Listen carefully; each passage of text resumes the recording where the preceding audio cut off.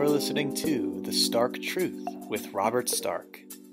Visit us on the web at www.starktruthradio.com. This is Robert Stark. I am joined here with Rabbit, Pilleater, and left of Arbanon. We're going to be discussing the recent Milo controversy.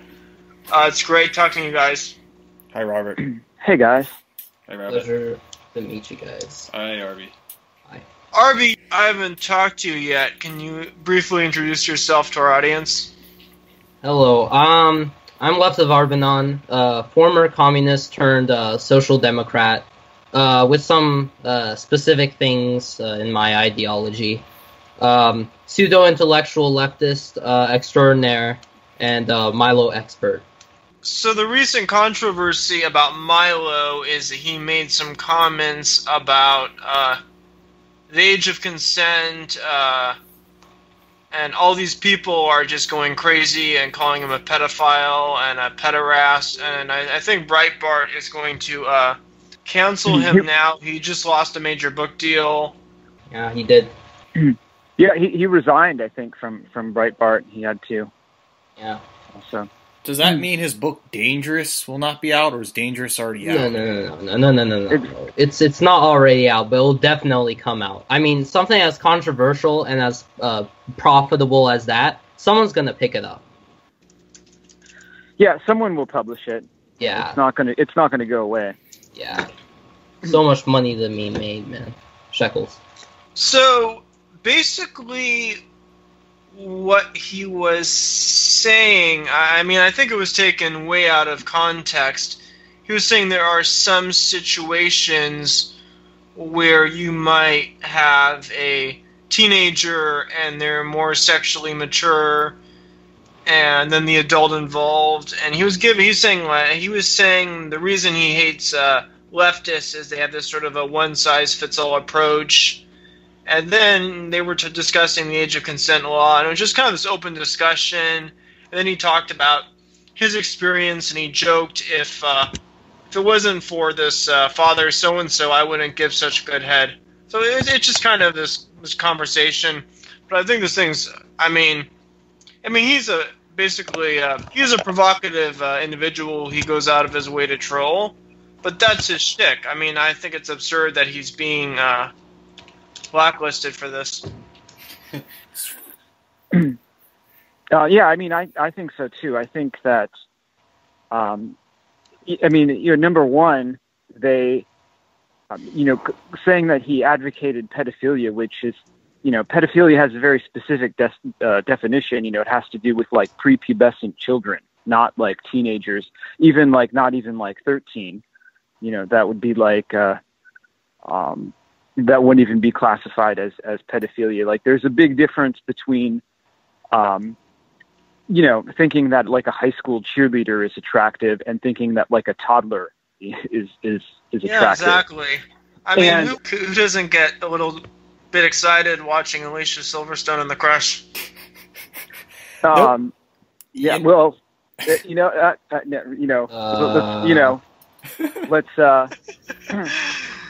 let's not get too out of bounds here of politically incorrect. But yeah, Rabbit, and I would say, Rabbit, how did you become so PC now?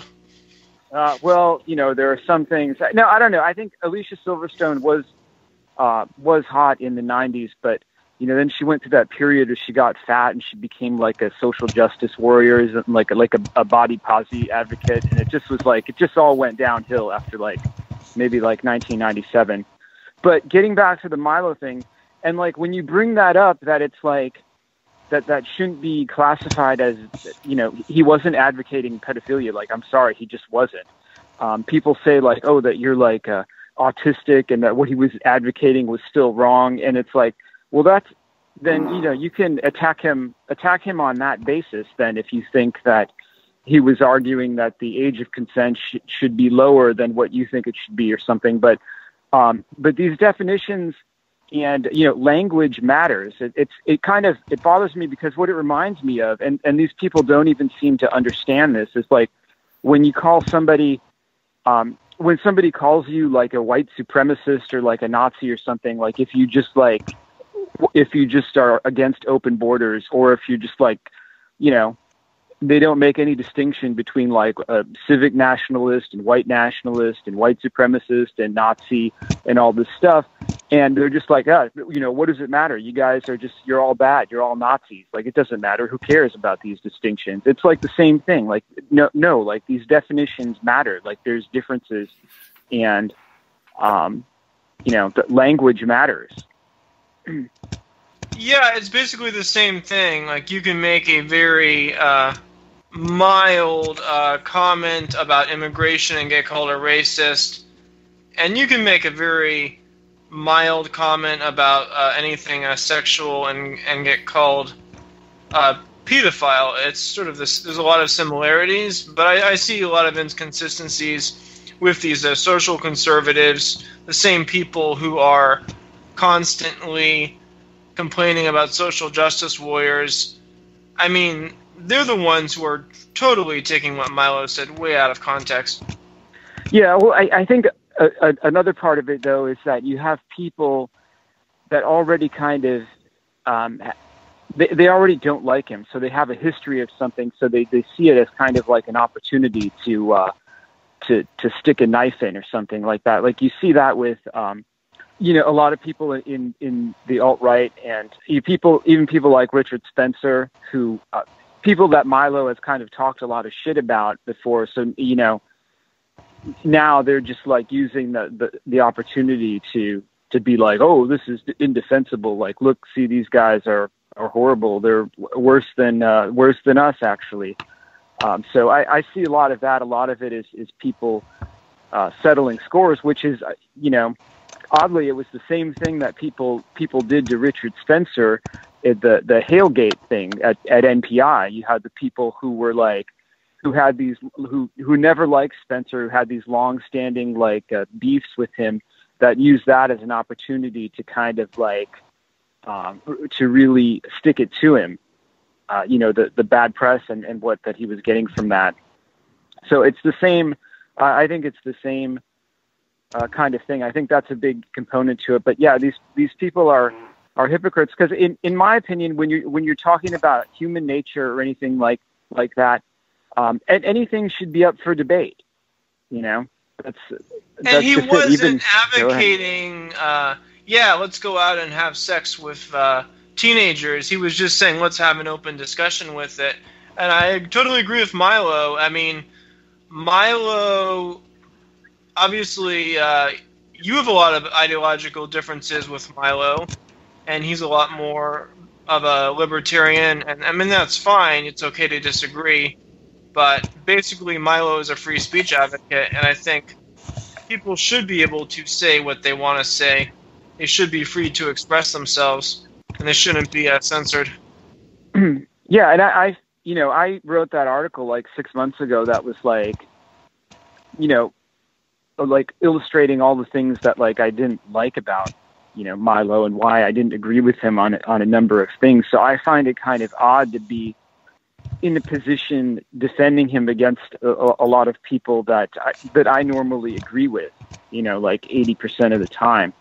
But I just think that, you know, just being intellectually honest, like I think that, yeah, I think what he said wasn't really all that controversial. I think that you have a lot of ignorant people that really just don't, you know, they have a very low threshold for what degeneracy is. And like this whole age of consent thing, I mean, the age of consent in Japan, in parts of Japan, is only 13. In Germany, it's only like 14. In Mexico, it's 12. And, you know, like Holy throughout, shit. Yeah, throughout Bad hombres. Bad hombres. Yeah, so, you know, this idea that it's like, you know, totally that he's advocating something. Well, what he's talking about is kind of the norm in a lot of places, you know, outside of the United States. And I don't think that I don't think most people know that. I bet if you ask them what the age of consent is in these different different countries or whatever. Like they have no idea. Or even a lot of these,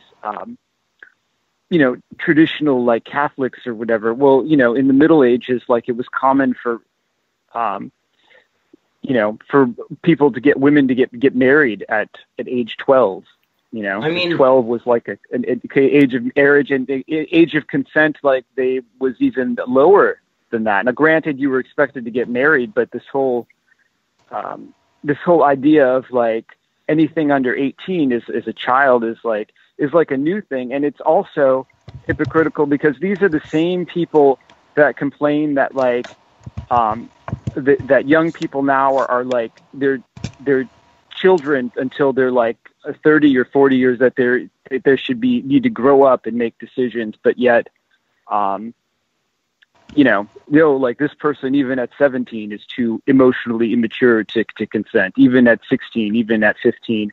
And, soon they'll be saying even at like age 21, age 23, I think it's funny talking about this whole pedophilia interest. I mean, we always talk about how bad and un-PC, Nazi fetishism is, and how much people say Nazi this, Nazi that, kill Jews, and now we have, the alt-right role-playing as that.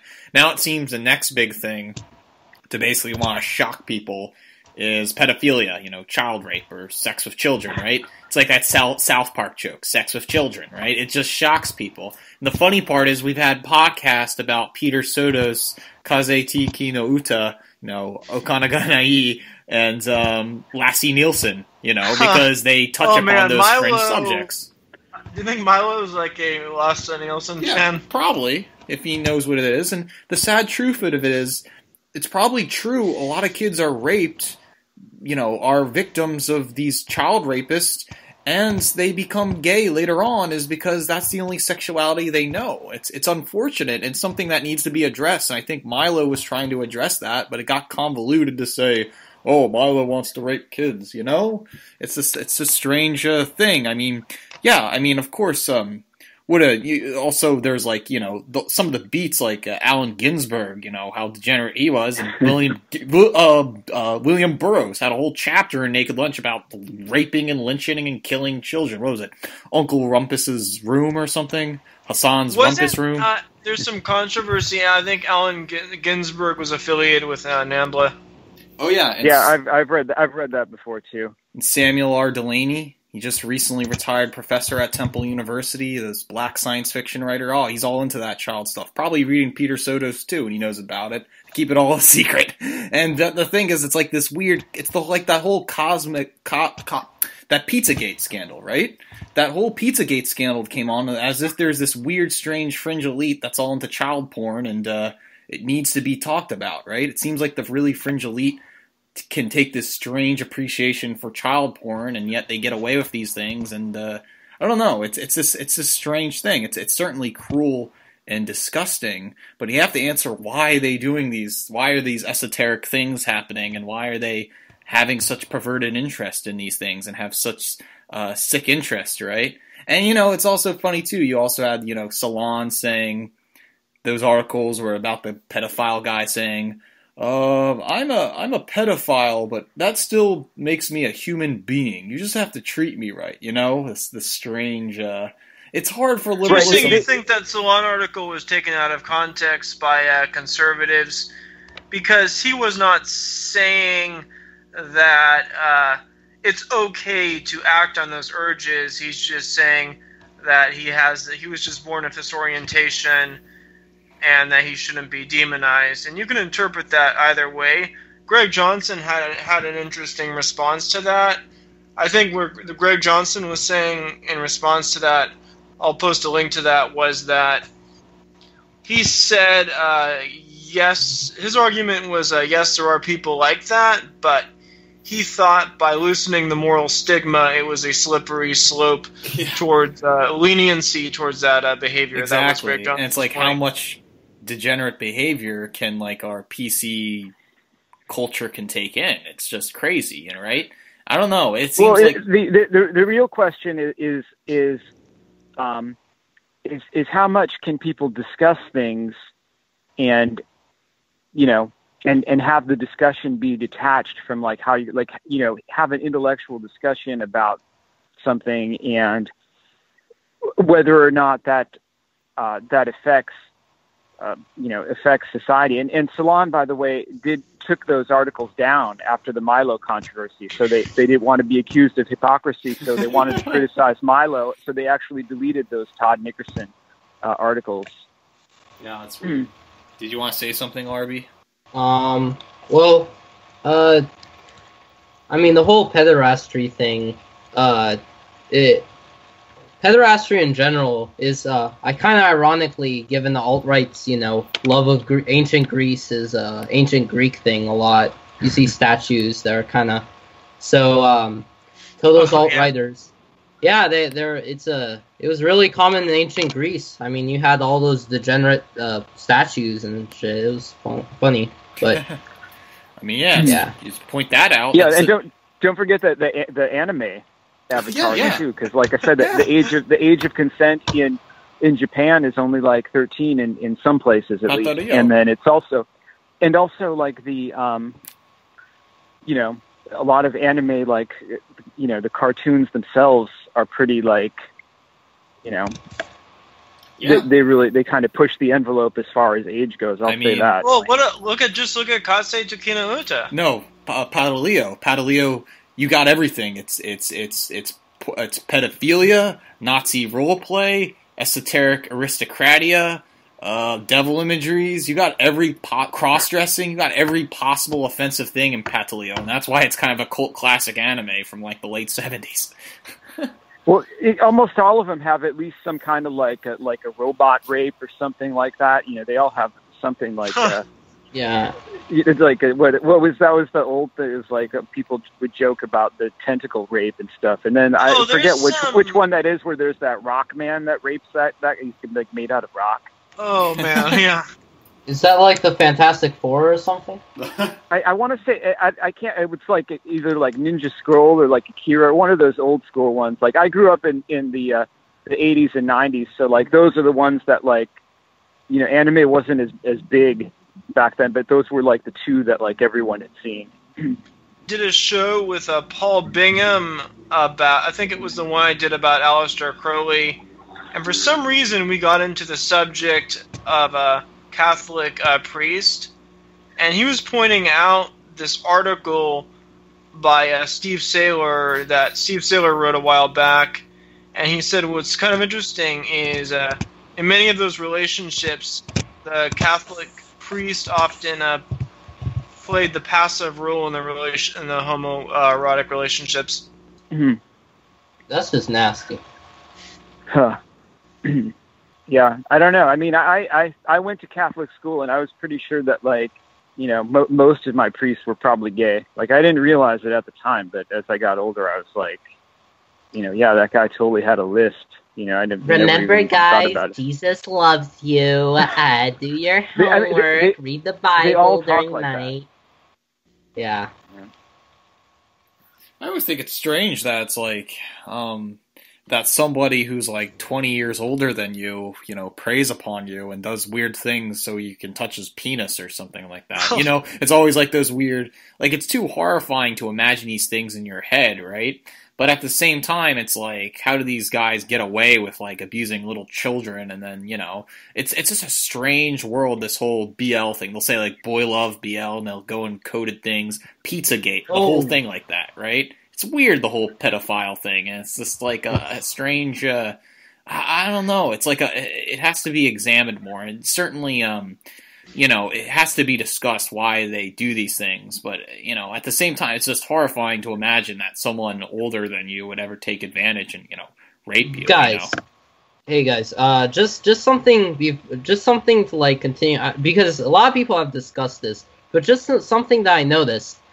Look at how powerful the mainstream media still is. I mean, they pretty much ruined his career, for the most part. They still have a lot of power. Yeah. Yeah, it's amazing how you know, how easy it was for them to do it. Like, once they just decided, like, okay, you know, we've had enough of that guy. Like, they just went, because the thing is a lot of those interviews and whatnot, like, those were around, like, months ago, I remember seeing them and people talking about them, but they were like no big deal. But it was just like somebody decided that they were going to, finally make a big deal out of this thing, and they were just going to make it, that they were just going to wipe this dude out, and it pretty much happened. And it's like, that's kind of the way I see it, though, is that, we all have personalities online where either we write about controversial topics, or we talk about them on these podcasts or whatever. And when I just see that happen, I just see that that it could happen to any of us, and that's why I'm partially, even though I don't even really like Milo, but it's like when I see them coming after him, how could you ever have said, really, I see them doing that to anyone that I know, and I put myself in that situation. Obviously it would be about, probably some other topics as we all know, but I wouldn't, but I can see the way that they come after him. And that's the same reason I supported Richard Spencer so much during his ordeal, is because, I could easily see that happening to me. Like if they would go after, Milo over those frivolous comments, right. I've got thousands and thousands of blog posts that, are ripe for the taking, I think what's going on is because Milo was a relatively marginal figure. Milo's become a fairly significant celebrity as of lately, after his Bill Maher appearance especially. And I think they're releasing it just at this moment that Milo's career is really at its peak. And then there were obviously those big protests. Yeah, in Berkeley. Arby, did you want to say something? The whole thing with Richard Spencer and the Hale Gate thing, I thought it's a little different. I mean, it's kind of explicit that he kind of did the Nazi salute, and I felt a little uncomfortable with him doing that, especially at that time. Well, he didn't do it though. He was like, "Hail Trump, hail victory." I mean, but he didn't do the actual salute, and that's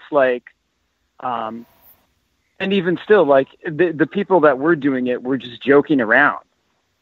All right, maybe it's a little bit of buddy alt-right humor, but sure, yeah, I'll go. Right. I mean, just like the drinking milk in front of the Shia LaBeouf. I mean, it's just that's just the way that culture. Yeah, it's not like 1980s skinheads like Sieg Heiliger. If anything, it's it's a joke about that.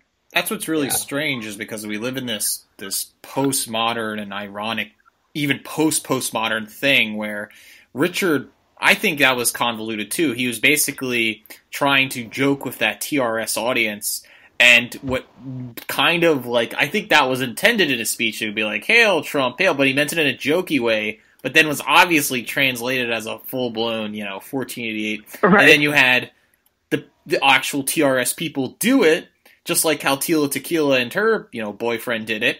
And it basically became, even when you see on the Atlantic, the guy goes, "Seek hold! Seek hold!" It makes them look like they're pretty much out of control lunatics from that different perspective. So what that postmodern thing they tried to do and say, "We're better than you," basically turned around and showed that the media was stronger than them. And that's the one thing that Spencer has to be careful, even though you could be postmodern and try to, sometimes it's you can't escape that. And it becomes this, I don't know, it just becomes this thing where it's they're still going to frame you as the bad guy, right? Even when you do it. But I agree, but I think that, the thing is they're going to frame you that way no matter what. And the thing is I think that and that doesn't mean that you actually have to be a Nazi or something, but what it means is that you should take the approach of yeah, we were, those salutes were just ironic, but you know what? We can salute if we want to. If we feel like saluting, we're going to salute. We're not going to not salute just because you guys are going to write a bad story about us or something like that. If anything, it makes me want to do the salute. I never even, I was never even any kind of Hitler fetishist or anything like that. I was never even a World War II buff. Or anything a lot of those guys. But I think that it's just the point is like, you know, I'll salute if I want to fucking salute, you know, like I don't want to, but it could be compared exactly with like Richard Spencer to Milo. Milo being gay and saying, "Oh well, I can, what was it? Give good head to my priest." I don't know exactly what he said, but the whole point saying, "Well, obviously he's for." He said he gives good head because of his priest. Yeah, that's right, and that assumes that he's, you know, child porn, or he advocates some like child to guy, and therefore he's the degenerate. And then on the Spencer side, but he never advocated it. He was just having a discussion about the topic got him in, that was enough to get him in trouble. And if you look that up, Richard Spencer's like, "Oh, we're not Nazis or anything. We're just the new fash wave, fash cut people, jock land extreme 9000." And basically his whole, "All right, I'll put this little joke where I pretend I'm Hitler at the end of my speech. You do it, and then people think, well, obviously he's Hitler." So both the whole the Milo and the Richard Spencer thing can really relate, because they're both in two areas which you can be pinholed in, and they try to be bigger than that, but then by associating with one thing, they're told that they're monsters. You know, it's like if you had like this might sound like a funny example, a black libertarian say, I'm a genius libertarian, and you shouldn't judge me because I'm black. And then he does something really black and hood and gives me that, like, and, you know. It's funny as there was a National Review article saying that blaming Milo on the alt-right, and then mainstream conservative, that was the mainstream conservative National Review reply. Then the alt-right is saying, like, he's just this degenerate libertarian. But they're both sides are totally disowning him. Rabbit, is part of the reason you got into kind of the alt-left scene is you wanted a quote-unquote life safe space where people could be free to express, like, any kind of a taboo view. Yeah, exactly. And also, you know, if you spend any significant time in those areas, you know, you encounter like the really like hardcore social conservatives, like that you know constantly call everyone a degenerate and this and that. Like everything is to them is degenerate. Like which so I don't know. I wanted some, like, I have more of a left wing, you know, worldview. I think like maybe outside of like my views on nationalism and race and things like that. Like I actually identify much more with like you know, people like Gore Vidal and very like anti-imperialist and that sort of thing. But you can't even like have discussions within the alt-right about certain subjects because they'll just like you know, they'll just mob you. Like I want to talk about everything, you know, like David Yorkshire of that one alt-right magazine on Facebook, simply that I joined in on Matt Forney because people were getting on Matt Forney because, I don't know, people make fun of Matt Forney because he's Matt Forney, and basically by help, you know, saying, you know, being on Forney's side, all of a sudden this one alt-right guy calls out Robert Stark and me and saying this whole alt-righter group has been ruined because Robert Stark and Pilleater are infiltrating it, and Matt Forney. They're working as a trio. I never even saw that. Wait, what is the context of that? I don't know. Everyone's mad at. I'm sorry for starting petty alt-right drama, but David is basically saying, I'm an Ubermensch. I'm above it all, and I'm an English aristocrat. I don't need this Oriental-loving people. But he took it out of context, and I mean, he doesn't know me or you in real life, and we probably would have him on the show just to talk about stuff, but he gets lost in this petty... Once you get lost in that whole petty gossip thing, you know, it doesn't really reflect who you are. Some of these people just, like, have absolutely no sense of humor, either. Like, I mean, they're just, like, you know, they can't even, like... You know, they can't even joke about like the Asian Aryanism thing. It's just like they're in like full on like serious mode, like just all the time. Like, and that's why like it really makes you like almost question your direction, because it's like, you know, like I kind of support this ethno state stuff, but like is it going to be filled with like these insufferable people? Like I wouldn't like want to hang out with these guys in real life, like for more than like 2 minutes. Exactly. You know? Like, yeah, it's just like you can't. It's almost a joke for them to be taking LARPing, to taking everything seriously, and then you start to realize these serious people are the ones that can't even take a joke, right? And that's sad because it's like, can't we all just? I don't know. It seems like once you're all right, you can shake hands, but it seems like there's a whole different groups of faction of individuals that you say one thing and all of a sudden you're on their shit list. But if you say things like save the white race, racial holy war, white women are beautiful, then it's like you're on their side. But it's like and that was one of the reasons I originally got interested in the alt-right was I wanted a place where I could sort of express myself freely. But now it became this whole, basically, this strange, like, science fiction, people are living underground and going against, what was it, Escape from New York? Where it's like, I don't know, that's what I feel like everyone's role-playing as, and now that itself could damage the image, where it's like, if the alt-right was more, like, chill and cool and be like, yeah, you could do these things. I mean, I think that's what the whole identitarians are trying to do, but that itself, it's a little too, jock or Chad nationalism for me, right? I think there needs to be different levels of agency for the alt-right, and I think it's getting out of control at the moment, and it's definitely becoming a LARP session.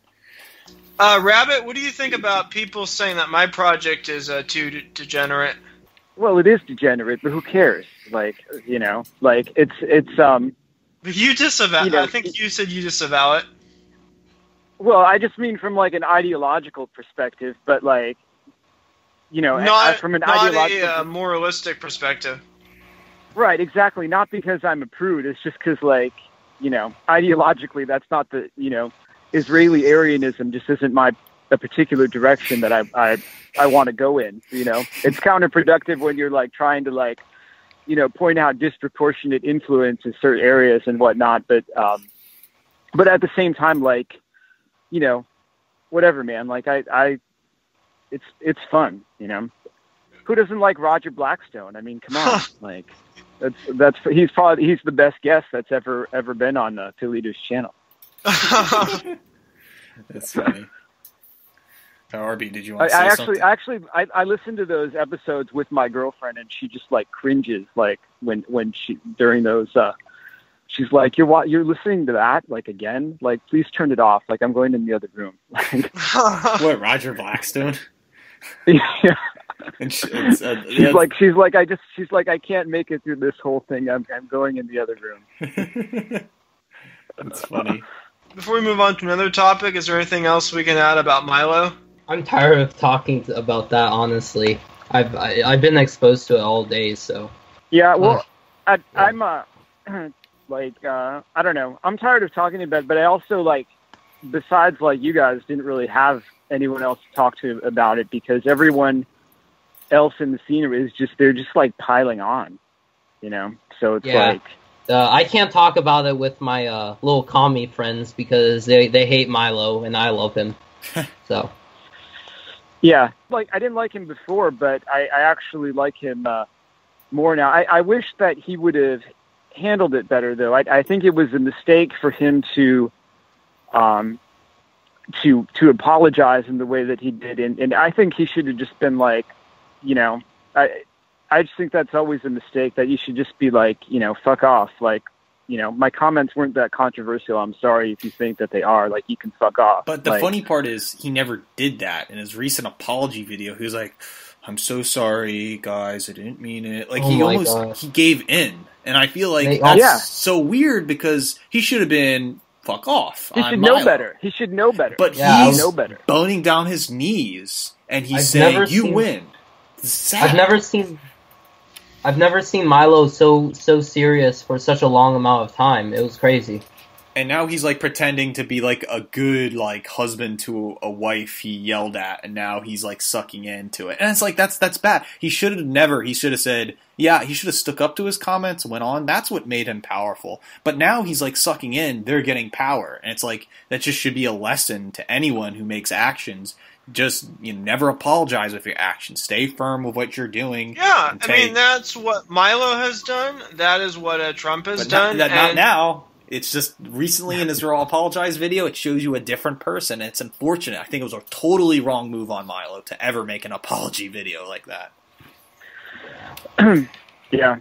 I think one more angle we can touch upon is the kind of theme of cultural libertarianism, and that is kind of what Milo is all about. And, I mean, part of cultural libertarianism is freedom of speech, being able to say what you want. And I think that, I mean, that's a excellent thing. But then the other issue, I mean, is should there be standards of people's behavior, and I mean, what's the dominant culture? And I think there are some, I like the aspect of free speech and absolute freedom of expression, but there are flaws in cultural libertarianism, because there always is going to be a culture that's going to be dominant. And I think you can have a kind of underground fringe avant-garde, and Milo said that's kind of what he liked about homosexuality in the past. It was avant-garde because it was underground. But as far as what the dominant culture is, yeah. I mean, there do need to be some kind of standards. So I have a kind of nuanced position towards cultural libertarianism. It's also true now. Yeah, well... Sorry, Rabbit. Oh, no, go ahead. It's also true, going on the homosexual thing, it's true that homosexuality is such a norm that today people choose it as a lifestyle choice, or at least are just confused and say, oh, I was born gay, and really it's just a choice. And basically what's happening is that being gay has become loserdom, right? You're such a loser that you can't even score girls. The next thing you look at is men, and you just embrace it, and you just embrace this weird fatalism. And I just feel that it's really bad. Like what Milo's talking about, the whole avant-garde gaze, it was avant-garde in like the 70s and earlier than that. I mean, certainly there was the pretty aristocratic type who was, had all this money and was like at the top, and basically his book love turned out to male love, and they were kind of like these weird Klingon people. That still happens today, and that's why it's accepted in those higher classes. But at the same time, it's become, there's some things that normie sheeple people don't need to advocate, be a part of, and they think they're cutting edge and avant-garde when they try to be gay, but really they're just looking up trash culture. The same way white girls think it's cool to be feminist today. It's just like this silly thing. They don't know themselves. They want to be the protagonist anime character to an anime nobody's watching, and it's basically a destructive, stupid thing. Same with anyone joining the Antifa. It's not productive, and it's just a pretentious show. But yeah, thinking about that, yeah, there's so many people caught up being pretentious. It's something damaging in Western culture. Yeah, and it's interesting you brought that up, because Gore Vidal, who I mentioned earlier, actually he defended Roman Polanski, who had that situation where he apparently raped or drugged like a 13-year-old girl or something when he was like in his 40s. And I think Gore Vidal said like in an interview that like with the Atlantic, he straight up like said like, I don't give a fuck, and he called the girl like a young hooker, and he like made fun of people who were saying that, like, who were trying to say that she was like in her communion dress or something when this was going on. Like, but I think it's interesting though. A lot of these people who are outraged by things like Milo said, like they're totally fine with, they think that Polanski should be pardoned or whatever, and they should just forget about that. Like someone who was actually involved in something somewhat nefarious. Yeah, Roman Polanski's case was, he drugged her, and it was kind of nefarious. I think the whole kind of age of consent thing is, it's a complex issue, because in traditional societies, girls were married off at young ages when they were virgins. But there's this kind of double standard in society, this kind of almost schizophrenic attitude where girls are encouraged to be sexualized and slutty at a younger age. But then if an older guy mentions, oh, I think that 16-year-old actress is cute, like say someone is watching Clueless and saying, oh, I thought Alicia Silverstone was really hot in that. He's a pedophile. Yeah. Right, like a pedophile doesn't like refer to someone who's like of reproductive age, and like girls actually do develop earlier than guys, like in terms of like sexually and their bodies and whatnot. So like it's, you can say that like there's a good case to be made that someone isn't emotionally or mentally mature enough to give like an informed consent at a certain age, but but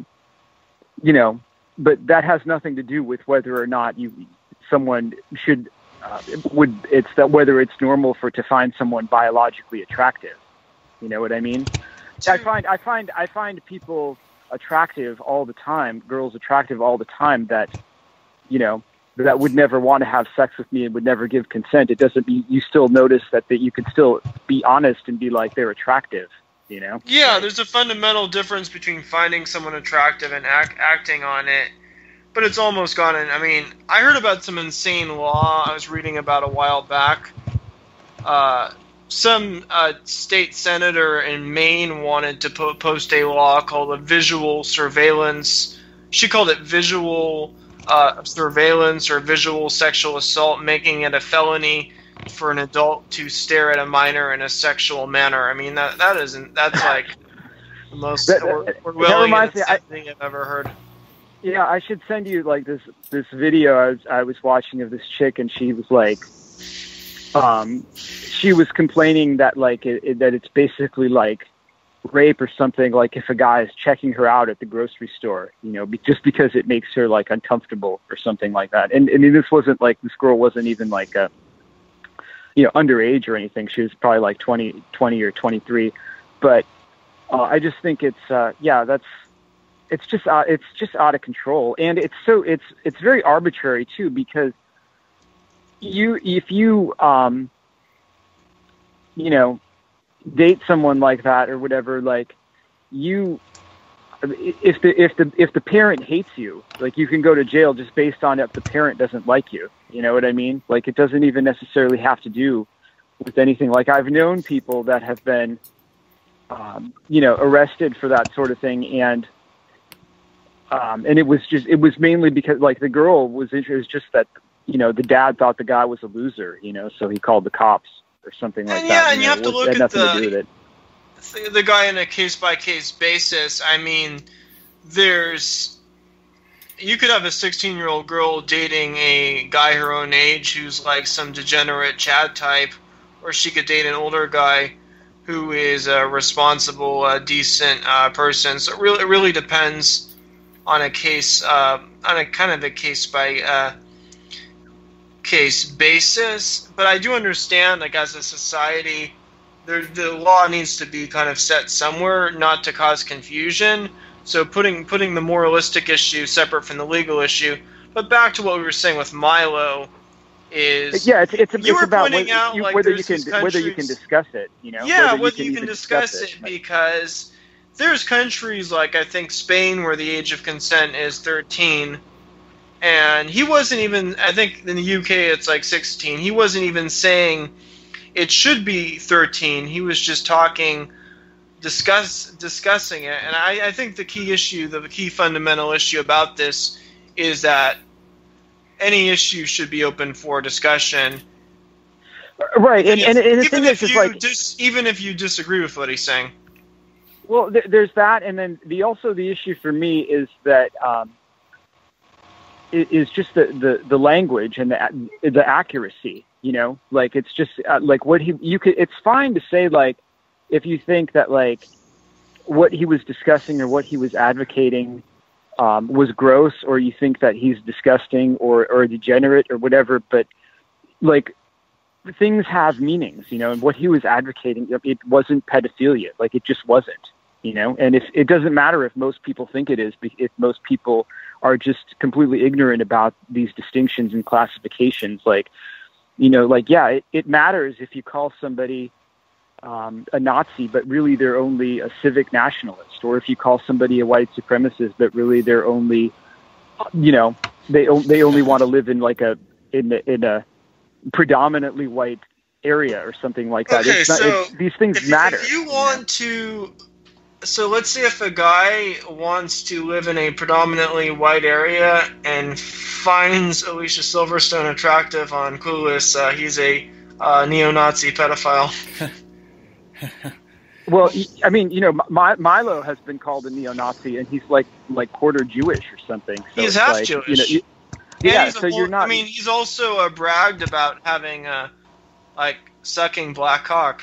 Yeah, so it's like, I'm sorry, but like language matters and definitions matter. So if you want to attack somebody because you think that their views, are awful or something, or that you disagree with them, but it's the misrepresenting these views as something in order to to pin a nasty label on your enemies or something. And that goes back to what Pilleater was talking about. It's like, why is all of this this pedophile stuff in the news so often? And it's all just pedophiles and Nazis. It's because those are the two things that you can disparage your enemies with. So you just have people just doing that all day long.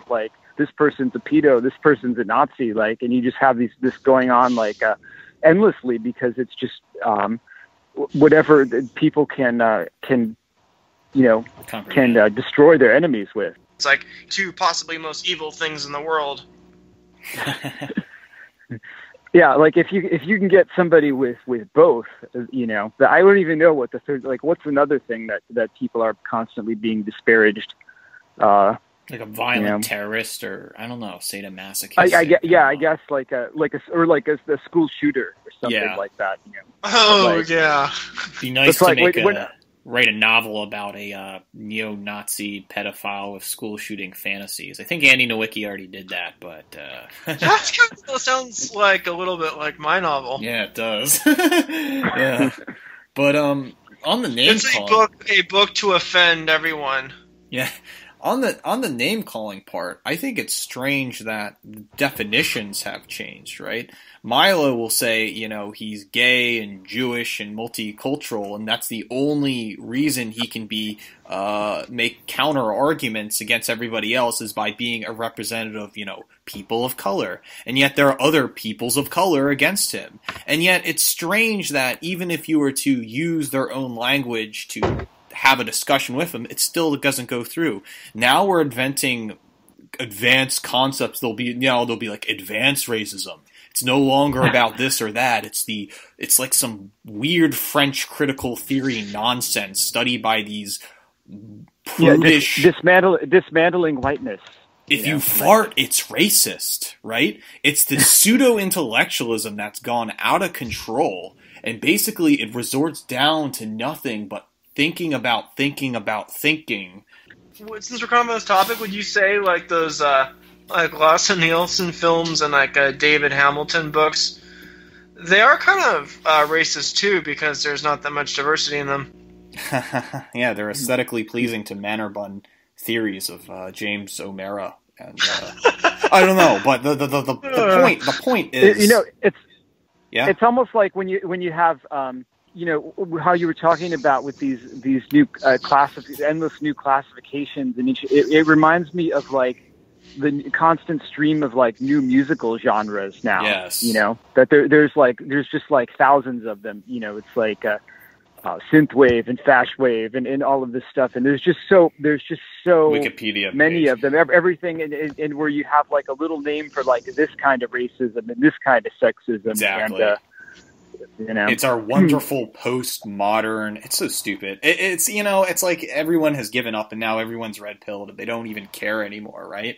I used to think what a joke digital hardcore was. I'm like, what the hell is digital hardcore? It's only industrial music. That's electronic rock. But now it's strange because it's weird because now people literally take vaporwave goddamn seriously to a point that it's a culture. Like C-punk, It's this it's funny, and then it's a joke now, and it's a meme. It's almost like everything is being memed to death. We realize that there's these hostile elites calling everyone they don't like racist, and everyone who tries to comprehend, it's weird. It's literally boils down to, if you get all the rhetoric away, it's just people not liking people, really. And it's funny, but I think the point of the matter is to really it's basic stuff. It's like that's why the manosphere works so well, and why other red pilling wisdom on the internet, it's just weaving out this pretentious intellectual sickness that whites are having in the Western world, and basically installing even with them the with new manosphere language. thing and the manosphere wing of the alt-right, I think they would go overboard if you disagree with them. Yeah. Oh, you're a cuck. But they all agree. Well, they like Asian women. I mean, But I remember when I used to go on like Rush's forums back in the day, which practically converted me to feminism. yeah. Which is being on those forums with those dudes would convert almost anyone to feminism. But the Yeah. Like- Rushi is not the best character. I kind of despise him. Yeah. I used to like some of his videos. I used to think were funny. But I just I got into that environment, and I was just to check it out mostly. And it was just the reason I bring it up is because on his forum, it was run with an iron fist, and people were just banned left and right, and they had all of these different classifications for different kinds of trolls and infractions where you could be banned, and it was all this this manosphere lingo, big baller troll and this that and this all of these different things that you could be. Yeah, it started out as people wanted freedom from this kind of politically correct world, but then they kind of recreated it, and you see that in a lot of subcultures. I think I want to talk before getting towards the end of the show. I want to touch. Oh, I did. So I just created a vaporwave of Milo to use for the show, and I'm going to title it. It's Milo with his blonde hair, and I give him blue eyes, and it's Israeli Aryan vaporwave Milo. And it does work because he's Jewish himself, so that perfectly works well. I don't know, man. That's interesting to think about. You might want to ask Milo about that in person, but.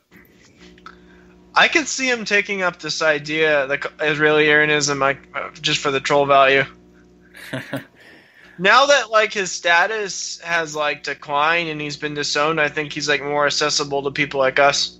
Oh yeah, he's definitely more likable. I find actually, just because I always thought I never really liked his shtick before, and now he's kind of I feel I relate to him more now because he's not he's someone who's actually more underground now because he's been ostracized and alienated, so I relate to him more now, strangely. And he doesn't have to pander to the whole mainstream conservative Breitbart audience. He can be himself. Yeah, he should just go full shitlord now that he doesn't even have these ties or whatever. It'll be interesting to see if he will change it all and actually be more open about certain topics, or if you go the other way. Richard Spencer seems to think that Milo could potentially become an apologetic kind of left-wing guy, what happened with the Southern Avenger. Yeah, I see what you're saying. I want to as we're getting close to the end, I want to comment on something completely off topic. Rabbit, you wrote this article called The Other Mayans, and it's about this kind of Mayan 70s architecture genre. And I've seen some of that kind of stuff in LA. It's pretty cool. It reminds me of when I was in Hawaii. There was this big pink pyramid that was built in the 70s. This was in Maui, I think Kanapali Beach. And I remember my parents commenting on how much of an eyesore it was by saying, I think that's kind of cool. It's it's archaeofuturism. Yeah, I mean it's the same thing with these condos called the Maya.